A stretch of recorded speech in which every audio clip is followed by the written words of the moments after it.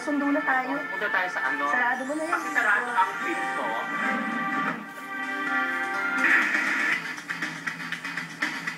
Noong nakaraang linggo, sayawan ay aking tinutukan. Iba't ibang grupo ng mananayaw ay aking nasaksihan. Aking ngang napatunayan, talentong Pinoy ay hindi matatawaran. Tunay na ang galaw at indak sa international contest ay pwedeng isabak. Kaya naman, silipin ang sayawang walang tigil to the highest level. Ryan Cornas na po ng Magnolia Healthy Awesome Dance Revolution Sayaw Barangay dito sa Market ang maglalabang grupo. 20 bulak sila.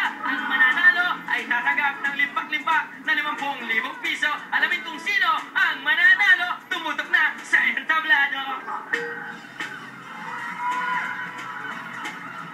10 grupo mula dito sa Maynila.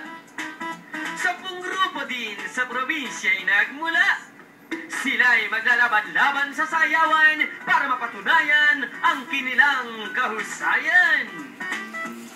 Merong mga taong grasa, nagmula pa sa kalsada, pero nung umindak na, abay may ibubuga pala.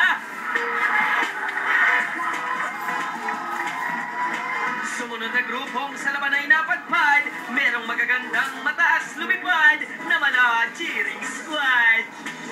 At lahat sila ay masisigla, nag-shoot pa ng pelikula. Bumida sa kanila si Valentinang kontrabida, ngunit dito mo lang siya makikita na umiindak at nagbibigay saya. Magsayaw daw ay di biro, pero Angry Birds kanila pang nilaro.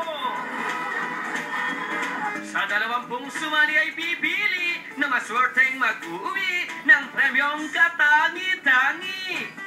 At dahil sa kanilang hataw na galing sa pagsayaw at koloreteng umaapaw, ang Mix Avenue mula sa Davao ang siyang nangipapaw.